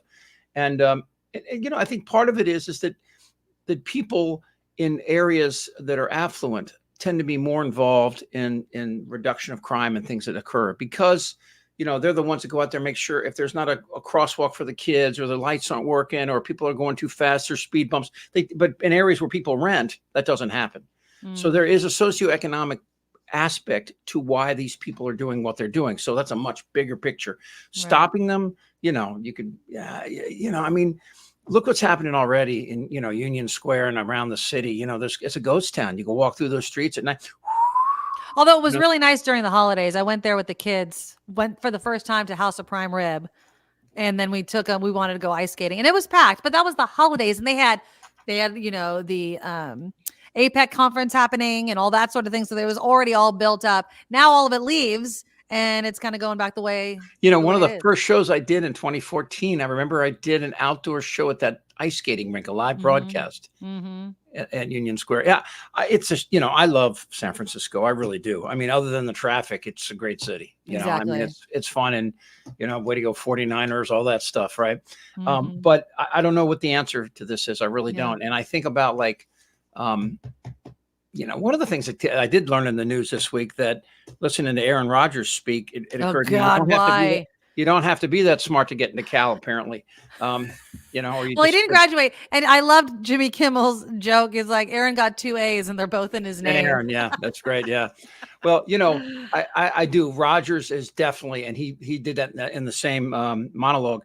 Rodgers is definitely one of those people who knows a lot about one thing and assumes that it means he knows a lot about others, which he doesn't, and when you got issues like this, I mean, I loved Freakonomics as kind of an exercise in thinking outside the box. If you've never read it, there's a lot of interesting things in there, like why African Americans give their kids non-Anglo names. Well, if you stop and think about it, the names they got as slave owners gave them names, so it makes sense. So when my white friends make fun of Tanika or, Jaron or whatever name you're going to see in the NFL or whatever, I always say, think of the whole thing through. And this was literally what happened to people's minds. They said, you know what, I'm going to grab a little bit of independence in this crazy world that I can't get a job or get a house or get a car loan or whatever. Right. Exactly. So there are little things that you can look for. You know what I love? I love it when I'm walking down the street and the asphalt, it has a little crack and you see some flower growing up through it. I mean, I really empathize with that flower, and I feel like that flower right now in this country and what's going on. I mean, you got forget about the whole politics, what's behind it, is I talk to people all the time. They're trying to figure out, is there a bubble in the wall and real estate? Is there a bubble in Wall Street? Where are we headed? And, what can we trust? And that's hard. I mean, Jimmy Carter's going to pass soon. And he was the first president I ever voted for. Guy's a born again Christian. Me, I'm not a believer, but I love the guy. I voted for him, twice. And I think about those kind of leaders. I mean, I go back and I think of, only one Republican since 1988 has won the popular vote in a presidential election. One. That's was crazy. W. That's crazy. So in all those years, so that's how disconnected they are with the country. And I say that is that most people think of them being, all pro business and giving tax breaks to the rich and all.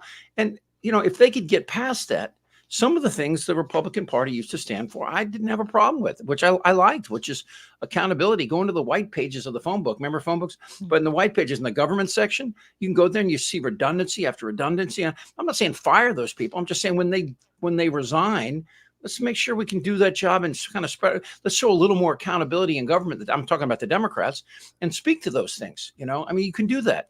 Well, you used to be able to. So You used to be able to. Yeah, exactly. I mean, I just feel like the Republican Party jumped the shark a long time ago. They like to talk a big game about what they believe in, but they don't actually believe in those things. I was playing this clip yesterday of Laura Ingraham, and Republicans love to talk about the situation at the border, which I do agree is a problem that needs to be solved. But she said the quiet part out loud, Chip. She's like, we're not going to give Biden the victory lap for doing something and working with him. They don't want to solve the problem. They are the bitch and moan party with no solution. To that point, on the committee today, when I forget who it was, is this Moskowitz? Yeah, Moskowitz says, let's bring him up now to testify. He's here. Why not? Raise your hand if you want to hear Hunter testify. And they don't want him to testify. No, they don't want him to testify. Because they got nothing. Do you remember when Comer was on Fox and Friends and Ducey grilled him, going like, what's the evidence? You got no, there is no evidence. Fox and Friends thinks you're full of crap, then you're really full of crap, right? If you're a Republican. I mean, so I think that there's nice. I said crap earlier. I said shit, but I know. I'm sorry. It's YouTube. It's okay. It's okay. Yeah. It's YouTube. Anyway, so yeah, I'm excited by some things. I think coming up. I do believe that that what Obama said, that that if Trump somehow gets elected, the people are going to regret it the most are the Republican Party, because they should already from the first time. Well, when Sauer, I think that's the guy's name, who is a Trump's attorney, he went in front of the appeals court and said that a SEAL Team 6 could kill a political rival and it would be within the presidential powers. I think even Republicans went like, well, okay, that's too far. Yeah. Well, I'm going to play this little clip. I love this clip yesterday, and it was making the rounds. And this, of course, is the judges determining the whole question of immunity. And it's so true what they're trying to sell us. It's a load of crap. SEAL Team 6 to assassinate a political rival. That's an official act in order to SEAL Team 6. He would have to be and would speedily be. I love that. Impeached and convicted before the criminal prosecution. But if you weren't, there would be no criminal prosecution, no criminal liability for that. Chief Justice's opinion in Marbury against Madison and our constitutional tradition and the plain language of the impeachment judgment clause all clearly presuppose that what the founders were concerned about was not. I asked you a yes or no question. Could a president who ordered SEAL Team 6 to assassinate a political rival who was not impeached, would he be subject to criminal prosecution? If he were impeached and convicted first. And so your answer is no. My answer is qualified yes. No, it was a no. And that's the line of BS that they're trying to. Hey, for the record though, Nikki, I'm pretty sure that guy smokes a cigarette out of a hole in his throat. Yeah, probably. But I mean, I'm a little optimistic. Is my optimism misplaced, do you think? I mean, should we really think that on one hand, I understand the argument about immunity, like presidents go to war, people die under their order, those sorts of things. Like, I understand that kind of broad sense of immunity, but you can't commit a crime in the US and just because you're president, you're like, I can get away with it. That's ridiculous. Well, and there's the what about me? And that's what they do. The Republican Party will say, well, what? It's kind of like, just for the record, by the way, it's been 10 minutes I've been with you. And I haven't mentioned that I was never on Epstein's Island, just for the record. Okay. I'm not on the list. I was looking very closely, but. Okay. But no, I think that one of the there's two aspects to what we're dealing with right now, and the first is I think that nobody really, I think we all underestimated just how vile Trump could be, and that the Republicans in Congress, from McConnell down to Swamp Butt in Georgia, they would do everything they could to protect him, right? And they would lie, and they would do all malfeasance, everything they could to protect him. But the second part, which just I had no idea, that Americans just apparently aren't that bright. We're just not a bright country. We aren't. I mean, I made a joke about how essentially these are people that failed their GEDs, and I should have said I'm not sure they could spell GED. This is a country that has that has really no interest at all in any kind of intellectual growth and any kind of challenging themselves, and that's really disconcerting. We've seen what they're doing in Florida with schools and wanting to pull in critical race theory. I mean, the part about we're all automatically racist if we're white, we're privileged, but it doesn't make us racist. Did you read that article comparing how Germany educates its students, its young kids, about their history, which obviously is very dark? And they basically say, we did this, but you're not responsible for it, right? Like, we did this, your ancestors, all generations before you. We're not telling you that you need to feel shame, but you need to understand that we as a country did this. And I think that's all critical race theory is trying to say. That's led to a rise in fascism in their country too, and pro-Nazi groups. Even though it's against the law in Germany to say that Holocaust didn't occur, you still have a right to form a party. You can't call themselves a Nazis, but you can have all of the assignations that apply to it. Well, you can't stop somebody from thinking a certain way about something. That's not against the law. You could think that you're above everybody else because of the color of your skin till the cows come home. What you can't do is act on it, hurt other people, and do those sorts of things. But I just like the fact that they're not looking at young children and saying, it's your fault, you're this way. No, you were this way. Yeah. I'm educating you so you don't repeat the well, we all have those crazy thoughts. Well, I don't, but you and my wife do. You have those thoughts when you're driving down the road and you think to yourself, I could just turn this way right into the other lane. I could just do it. And I know you people think, and who thinks like that? But apparently you do. Yes, you and I think. Well, it's always a possibility. Like there's many roads in life, Chip. And like right now, I could whip off my shirt and take off my bra and shake my tits on air, and that would lead me down a whole different path. Right? Let's raise our hands. Who wants to see that? Let's but I'm just saying, like, you could do whatever. Like, I could pick up and abandon my family today, and that would lead me down a whole different road. I mean, I'm just saying these sorts of things because we don't do those things because we are sane and we have a moral code. And it kind of goes back to what we were talking about before, is what the hell's wrong with people? I just don't understand. Well, I mean, this whole hearing, that with Hunter Biden is obviously they're trying to impeach Biden and they're trying to dig something up, but they have about, I mean, their case is about as legitimate as Lindsey Graham's Grindr profile. I mean, the whole thing is just such a joke, I do think though that there's so many things right now for us to focus on. You have,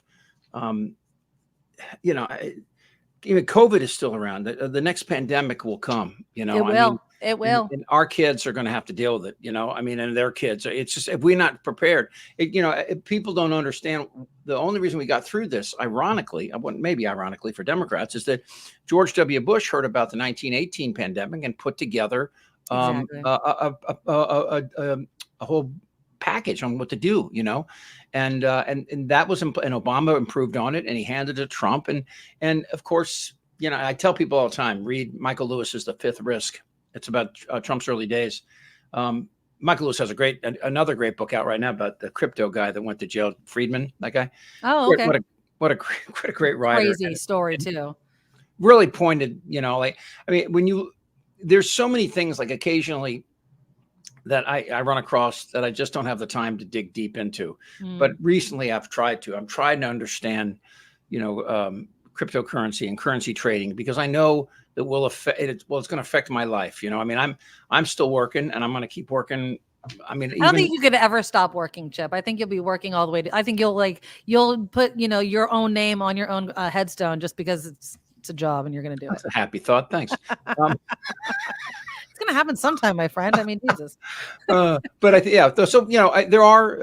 there's a lot to look forward to, I think, in this country. but only if people get off their ass. You know, I mean, it's that simple. You have to be now. If you don't feel like you need to be involved now, then. Yeah. Are you afraid of a Nikki Haley presidency? No, I mean, first of all, you know, I mean, the bar is so freaking low right now. You know, I mean, really, you know, the Republican Party, yes, it is. Well, I mean, you know, the Democrats actually, you know, I love the Bashir guy from Kentucky. I love Whitmer, the governor of Michigan.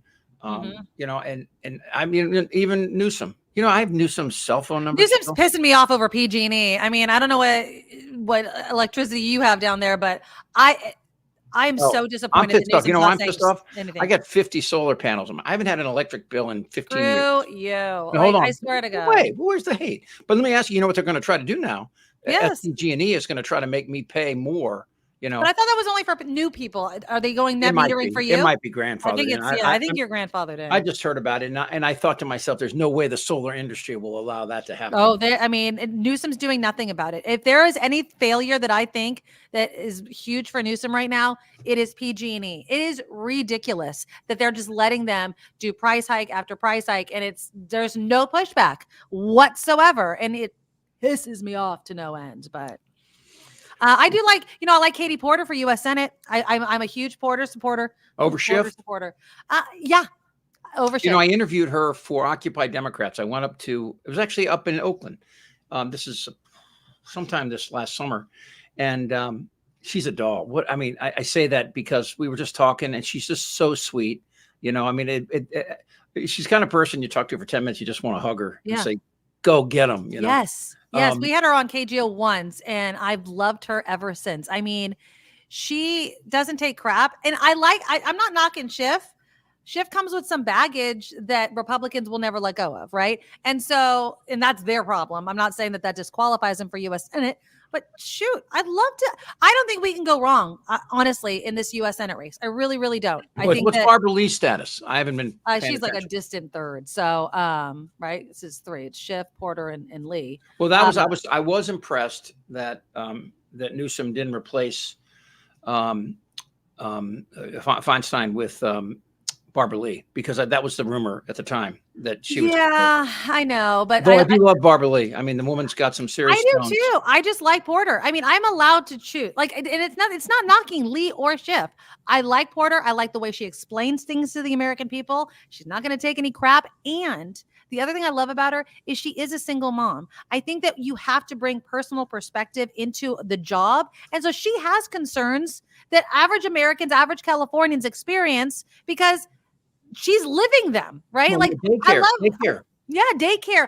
You know, the cost of college, all that. Yes. Yeah. And so I like her and I hope she gets it, but we'll see. I don't think we can go wrong, honestly, with whoever gets the U.S. Senate seat at all.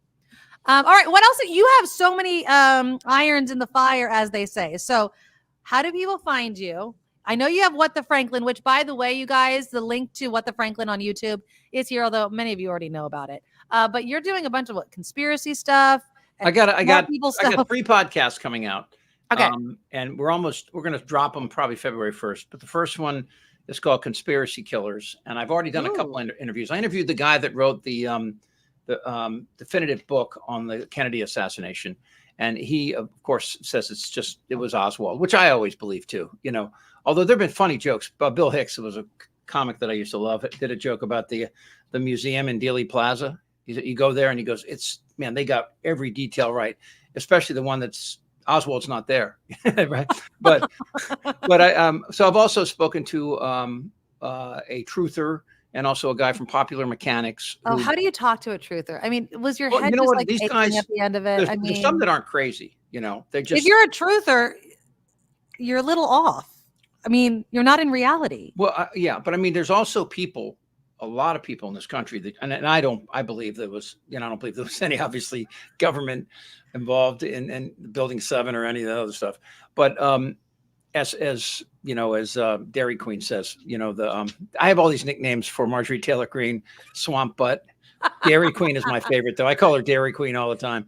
And but anyway, so I think about the things that some of the conversation is about, you know, I have a psychiatrist on talking about what brings people to conspiracies, and basically said everything that I already assumed, that, people, they want to find like-minded people to help support their fears and paranoia. Right. And I say paranoia, everybody's got a little bit of paranoia. So anyway, so that, and the other one though, that I really love, that's not going to be as popular, is a thing called Newton's Deli. You don't say that. This could be very enticing. Well, for this is kind of like this is the one I do for me, where I just talk to like the smartest people I can find about, I got this guy on, and I said, all the things the question is, what are the last 3 or 4 minutes of your life like as your brain is deprived of oxygen? How will your brain react in that? Like, so as you're dying, right? As your brain slowly dies, I know that, you believe in heaven and stuff, and I don't believe in those stories. I'm not going to sit here and tell you that I know what's going to happen, right? So, so I'll listen to anybody. I mean, I'm not going to listen to you, but I mean, I'll listen to anybody in science to talk about this.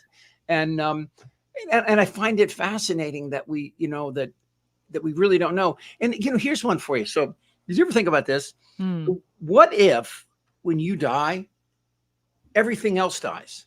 Because your consciousness is the only, what if your consciousness, Nikki Medoro, is the entire universe? Well, yeah, it is mine. Exactly. So when you die, my universe goes away. Don't worry about, what I'm going to leave my kid. They're all gone. The whole thing's over when you die. That's one way. There's a lot of different ways of thinking about that. And that's pretty much how I do think about it, because my level of worrying about everybody I left behind is literally zero once I die. Well, I thought about that, but I still have life insurance. I really shouldn't have life insurance, right? Not at your age, right? Easy now. I'm going to keep it for a few more years, but part of that is it makes me feel good that if I do croak, that the people in your non-existent my wife universe will have, still be taken care of. Yeah. And it's interesting though. So anyway, so that's what Newton's Deli is about. We have everything from astrophysicists. That's fun. I got a great guy that talks about, why do we have so many different languages? What produced that, and the changes. So anyway, so that, and then the last. You want to know my theory about language? It's the same theory I have about religion. Okay. It's just a different way to communicate. I think there's so many religions on this planet because there's so many different languages, and you just use a different language to talk to whatever you choose to believe in. Well, I love Ricky Gervais' thing about there's 3,000 religions. Yeah. So if I'm an atheist and you're a believer, we're only off by one. We agree on 2,999. Right? I love it. By the way, I saw a special last night, and it's funny because the Brits have such a coarse sense of humor, and I love it. I love it too. Did you see his new? Is it called Abomination? Armageddon. Armageddon. Yeah. Yeah, it is so good. I love Ricky Gervais. He's. You might not agree with his delivery or exactly his stance, but he makes really good points. I really like. Well, it's funny too because I've done stand up since 1979, a long time, and I go out occasionally to do, and I go and I see these young kids, at these things, and they see this old man come in, right, but I have, I do a set, and it always goes well because I know how to do it, right, and but I constantly kind of put things in there to try to make people. To put them a little bit off balance, and it's, I had a woman come up to me and say, that said I was sexist, and I'm like, and it was a little the woke thing, and the joke was, I can't even remember I think the joke was about, the joke about how I hate hotel rooms because there's no privacy. Last week I'm in my room completely naked and the maid walked in, finally. Right. That was the joke. And she's like, oh, that's a rape joke. And I go, you really shouldn't get a clue. Yeah. Take a joke. But there is something to this that I really think that as moving forward, that, watching like the Golden Globes the other night and trying to get a sense of, our make-believe world and the real world out here. I think they're trying to come together. I think you're seeing it in film and other forms of expression, whether it be books or plays. Or I think, I love what Brian Copeland's trying to do. Our friend Brian, with these one-man shows and talking about, significant issues. He doesn't do scatological humor. It's all real, thoughtful stuff. And so I mean, that's one of the things I miss about the KGO folks. It was fun. You're going to die when you hear who I might be doing a project with. Who? I shouldn't be telling this on the air, but is it going to happen? Because don't make promises you can't keep. No, we're working on it right now. We're trying to make it happen, and I'm not going to tell you what it is. But so what I'm doing right now, and I'll tell you at the end. What I'm doing right now is I'm doing podcasts for like professional athletes and for some businesses. And somebody asked if I have a podcast. If you just subscribe on my YouTube at Chip Franklin, just subscribe and you'll find out. I'm going to start dropping these on February 1st, and you can also find them at, go to, just put what the Chip Franklin podcast, and it'll take you to There's a link to the What the Franklin. Does the What the Franklin have a link to everything else? Yeah, or no? What the Franklin. Yeah, everything goes back to chipfranklin.com anyway. So you'll die. When I tell you this thing, the person I've been having conversations with, I can't tell you. You're such a pain in the ass. Just say it. It's Hammer. Are you serious? Yeah, we had a conversation. Lee Hammer was our program director, and he's a good guy. I like Lee. And Lee and I would like fight Lee, all the time. We would fight all the time, and but in a good way. No, in a good way. No, I mean, and he was always, he was almost always right. We would go. They have these things when you're on radio. They're called Airchecks, right? Do you have something coming on right now? Am I messing your schedule up? No, I mean we have 20 minutes left of the show. It's fine. Okay. Go ahead. So, we have these Airchecks, which are, if you broadcast long enough, you hate them even more. You go back and listen to your show, and you can't fix it, which sucks. Right. Yeah, you're listening to what you did yesterday, and invariably there's or there's that happens. You do 3 hours a day, and I could get better, and listening to them is the best way to get better. But I would hate it, and so Lee would have them, and I'm just like. Chip also hates listening to other people's criticisms, so there you go. Because they're always right. Wrong. No, they're always right. I thought you were going to say wrong. Well, I edited that thought in my brain that says protect yourself. Protect yourself. Don't say that. Well, so is it going to be sports related? What's it going to be? Yes. Yeah. That's all you're going to give me, huh? Okay, fine. I'll tell you later. But I hope it happens. And I hope it happens too. Is his face? Is he going to be on it? No. We're just working together on the back stuff. It's funny because doing the last year and a half, I've got a chance to meet really neat people through these podcasts. I had a long conversation with Barry Levinson, the director of Rain Man, and a bunch of great films, and talking about baseball. It was really interesting and talking sports. And I watched what McAfee does with Aaron Rodgers and that whole show. And it kills me when I watch these shows that. And he's actually pretty good for a jock who's never done it before, Right. And in his defense, he did stand up and he apologized for what Rodgers said, but yesterday he didn't stand up to Rodgers. And Aaron Rodgers it's just sad. It's really first of all, he sits back like this. He's an idiot. Just because he was a football player doesn't mean anything. It means nothing. Like one of those 800-pound guys, and needs a crane to get him out of bed. Because he just lays back in his bed. I don't want to listen to that. And I think to myself, because that's one of the things I've learned about when videos for your website, and businesses always want a video. And this is one of the other businesses I have they ask me to create stuff for their website. And lawyers always want those pictures of them walking down the street, a metrosexual in slow motion, like, we're going to make you money. And I'm like, first of all, people are pretty cynical. We're cynical. It is. I remember when my cynicism started. Do you remember the first time you felt cynical about something? I'm not off the top of my head, but probably the day I met you. I don't know. 6 years old, okay. And I was drinking from the water fountain in grade school. The big old non-refrigerated water fountains, right? And I'm drinking from that. And I hear the toilet flush, and the water level went down. I wait a second. Nobody told me that, right?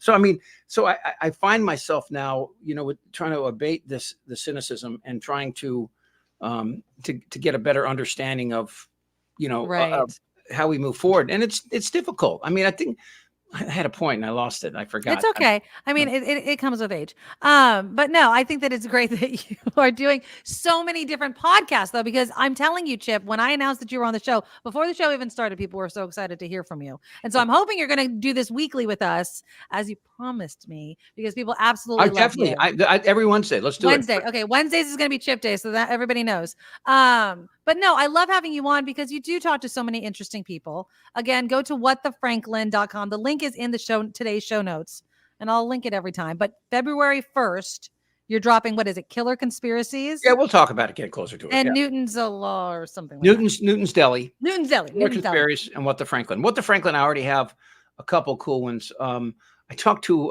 Ben Foyer. Ben Boyer. Why do I know that name? He's a constitutional lawyer who goes before the I think you Supreme talked to him Court on appeal. KGO Yeah. at the And time. it was yeah. supposed to be a 20-minute podcast. It was an hour and a half because I wanted to ask him about the Bill of Rights. So we talked about each individual Bill of Rights, and it was fun. It was really interesting to see his take on, because I would always, he likes talking to me because I always ask questions that nobody else asks. Was James Madison high when he did the Second Amendment? I mean, how high? Yeah, I'm sure many anchors don't ask him that question. No. So. But anyway, yeah. So, I love podcasts. I really wanted to do a live show again, but it's a lot of work. It's a lot of work. Yeah, I know. Believe me, we did it for a long time. Exactly. It is, and it's not as easy as just like flipping it on. I mean, there's a lot of things that people don't see behind the scenes. And Chip, your podcast that you had briefly on here at first was very much of a TV type of format. It wasn't even a radio type of format. So there was a lot of back end stuff. And so that's why I'm excited that I'm going to have you every week. So and excited about what we have out coming up. I want to redo your page here. Do whatever you want to do. If anybody doesn't know the musical intro, that Chip did that for me. So if you guys like that, Chip did it. If you don't like it, Chip did that. So there you go. Well, I'll just tell everybody what I always say. I'd met you for 10 minutes and I knew you were a star, kiddo. Yeah. No, seriously. Aw, you have, I don't embarrass you, but I will. You have that it thing that just you can't teach. No, you do. You do. You're just naturally curious. You're friendly. You're open to ideas, but you don't suffer fools, which is people want. People want advocates for them in this medium. They want people that that not to back down from the things they believe in. And it's I still tell people, and I hate to admit it, that I did my pillow ads at one point. I know. I admit it too. I did it before you with Brett, and then we stopped. And I was like, no, the pillows sucked. And I'm not knocking. It's not the whole Mike Lindell Trump thing. The pillows just weren't that good. They sucked. They did and I suck, was looking so. for one to put to my head the other day, so when I put a gun to it, I could, keep the Stop, volume down. Anyway, no, but yeah. So yeah, every Wednesday. That's great. Perfect. I love it. Thank All you right, so much for good. having me All here, right, well, Kim. thank you. I know, Kim. Let's say bye to Kim. There's Kim. Hi. Hi, Chip. Bye, Chip. I watched your show the other day when you were solo. You did great. Oh, She's a no. rock star. You want to talk about somebody that has? I'm a bit of a McAllister. placeholder for the real superstar He next is to me over here, but not. it's all right. We No. do what we can to keep this show rolling because it's important to us. So Absolutely. And I love Yeah. having the conversations. I love the fact that you're going to be on Wednesday. Yeah. So again, find Chip Franklin, What the Franklin. The link is in the show notes. And we will see you, my friend, next week. All right. Bye. Thanks, Hi, Chip. All right. So yeah, that's Chip Franklin. Very talented. And again, he can't stop working. Did you hear what he said though? I did. When he's going to work with Lee? I know. I love it. I love it too. I'm just excited to see what I happens. took myself out of that conversation, by the way, because I think people miss the two of you together. Oh, Stan. And you can I be part of thought it too. was I wanted to hear the conversation between you two. So I'm glad I did that because that was really fun. And I Well, think it's when he cool comes that he's on working with Wednesdays, though, Hammer. you're going to have to come also. Yeah, And I it'll be will. I'll hang out. it'll be a threesome, as they Hello say. and All good morning. I know you have headlines. I Let's do. just do a couple because then I'm going to end on a very happy note because I loved this story very, very much. And before I go to the story, obviously before I go to the headlines, when I read stories like this, I'm like, why didn't it happen sooner? Why did it not happen sooner? Okay. Oh, what are we looking at here? Sorry, I was trying to prepare. I want to play a video for you guys, the first Okay. story in news. Well, let me do your intro first. I'll Let's- take it off the screen so that we can, yeah. Here's the Now, intro. from around the world to up your street, the Nikki Medoro Show presents News Czar Kim McAllister. All right, what's this? All right, so here we go. There was chaos in the House today after Hunter Biden made a surprise appearance at his contempt of Congress hearing. After sitting for a few minutes, the president's son stormed out of the hearing just as Republican Representative Marjorie Taylor Greene of Georgia was about to speak. Hunter did not answer questions as he left, accompanied by his legal team. Here's a little bit of what happened here in the House Oh, today. I can't wait. Let's First see. of all, my first question is who bribed Hunter Biden to be here today? That's my first question. Second question, you are the epitome of white privilege, coming into the Oversight Committee, spitting in our face, ignoring a congressional subpoena to be deposed. What are you afraid of? You have no balls to come up here. And Mr. Chairman, point of inquiry. Mr. Chairman, If The ladies recognize- if the gentle lady wants to hear from Hunter things. Biden, we can hear from him right now, Mr. And Chairman. you Let's take a wouldn't speak vote the and hear from Hunter president. Biden. I'm What are you women afraid allowed of? to speak Hold on, here? hold on, Oh, hold shut up, on. woman. Order. Oh, that is some Are BS. women allowed to speak in All here right. or no? Okay. Are women allowed to speak in here or no? Order. Because you keep Then interrupting let's do me. it. I'll interrupt the You keep chairman. I don't know interrupting. that he's a lady. Well, so right after that, Marjorie Taylor Greene says, let's hear from him right now. And she Yes. starts spouting off her nonsense and he gets up and he leaves. That's it. I mean, again, No. if I was Hunter, I would have said, I've been like, let's go. Because it's public, right? The cameras are there. Why didn't he sit? I would have taken him up on it. But again, for her to be like, you don't have the balls when he's literally, whatever. That was Nancy Mace, by the way, Oh, that's Republican Nancy representative Mace. of South That's Carolina. Nancy Mace. Yeah, I that's didn't know what Nancy she looked Mace. like. I know the name. I didn't know the face. Let me read again. We heard it from her mouth, but Mhm. here's what she said exactly. You are the epitome of white privilege coming into the oversight committee, spitting in our face, ignoring a congressional subpoena to be deposed. What are you afraid of? You have no balls. Like what? Well, one, classless, right? Again, the devolving of any sort of just decorum is gone, which, whatever. I mean, it's not the most important issue, but Jesus, Lord Almighty.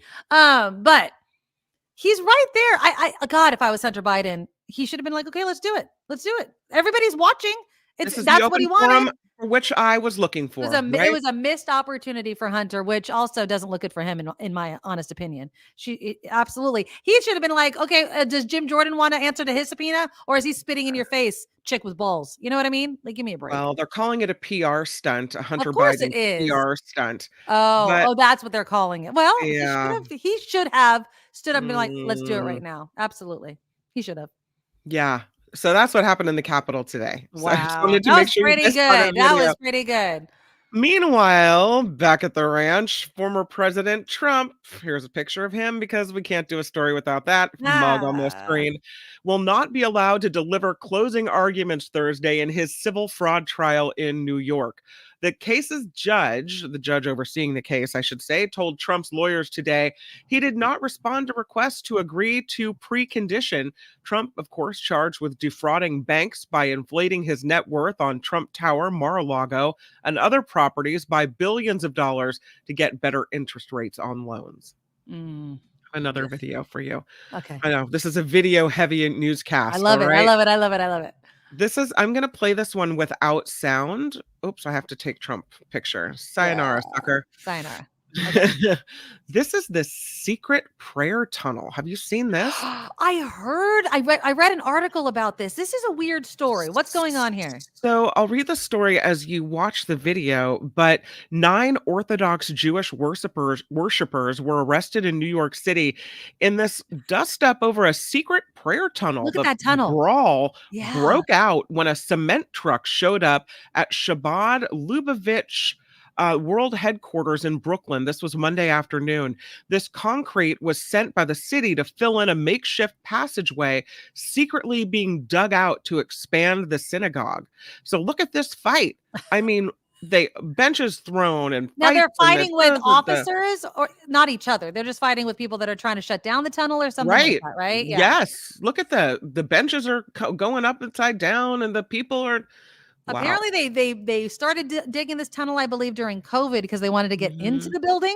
Yeah, it's a weird, odd story. But again, I was also reading it compromises the integrity of the building. Like, you can't just be building tunnels and then things can collapse. So it's dangerous as well. So that's crazy.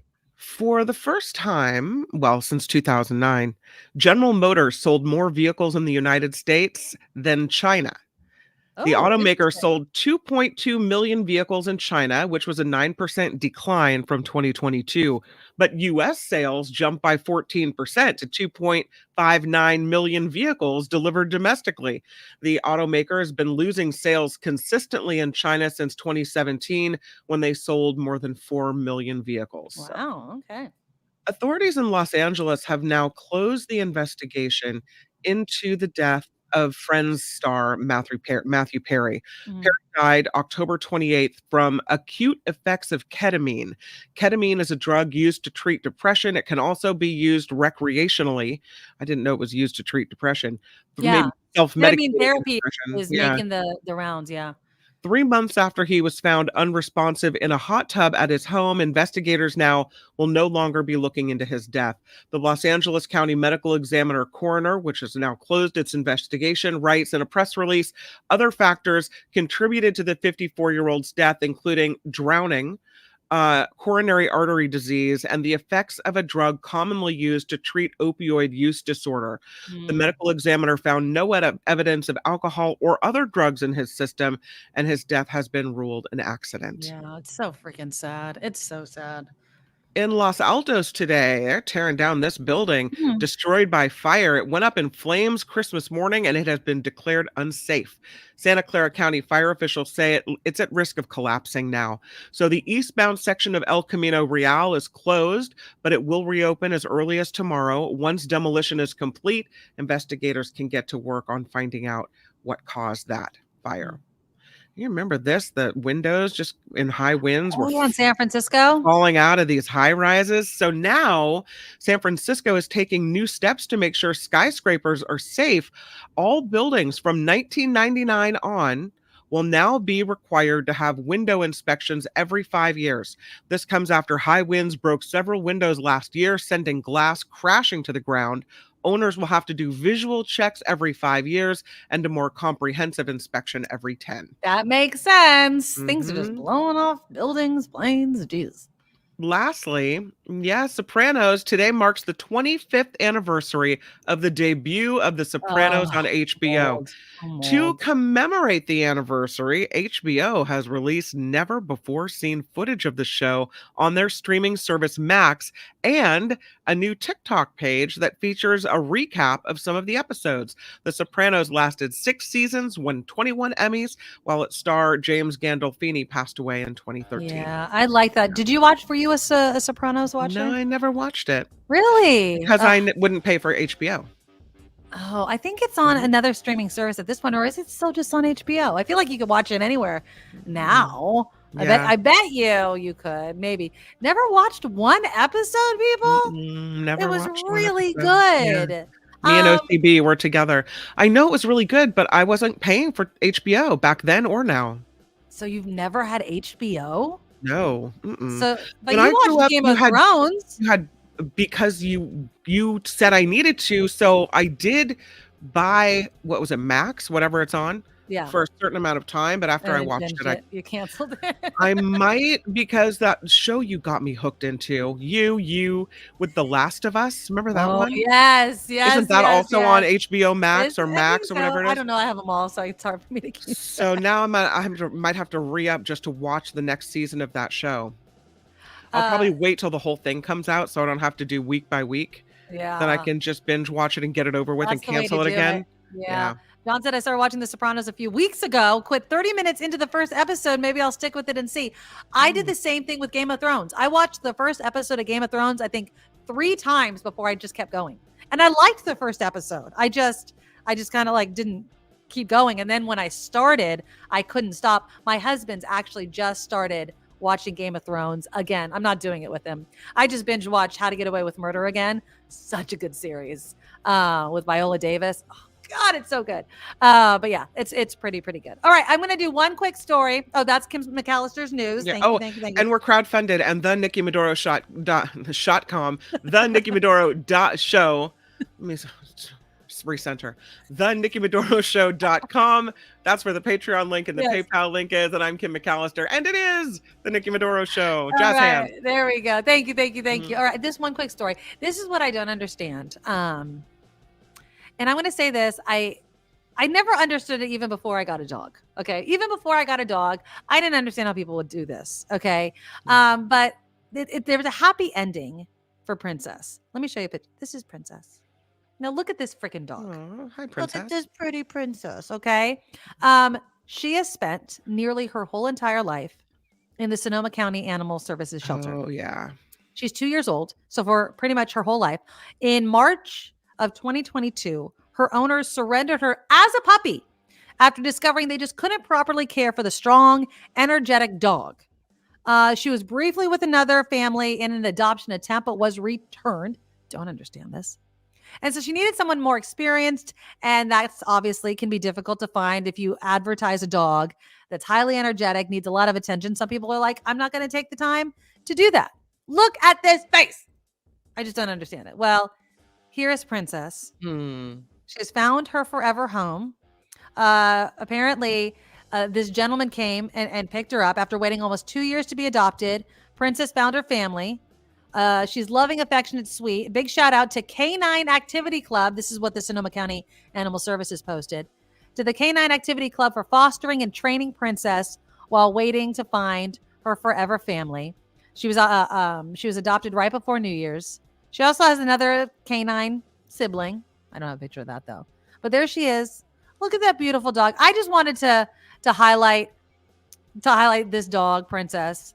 It is a big dog, but listen, if you're going to get a dog as a puppy especially, you should have done your research. You should have known what you were getting. I know what I was getting with Nugget, and I've been pleasantly surprised with his behavior and everything else. People sleeping in dog beds article. What is that? I don't know what that is.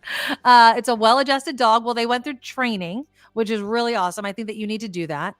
Karen says that dog does not look like a hyper dog like advertised, more like a couch potato. Some people just want to dumb their animals.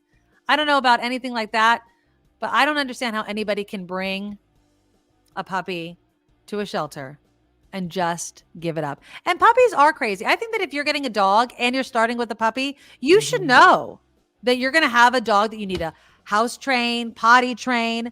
I was completely, totally spoiled with Nugget. I swear to God, Kim, I think obviously when we first got him, he had some accidents in the home and we had the pee pads. But I'm telling you, this dog was so smart. We put a bell on the door to the backyard. And every time we let him out, we hit his paw on the bell. I'm telling you, like a week. And to this day, if we're not on it and he's like, yo, I need to go out, he hits the bell. He doesn't scratch the doors.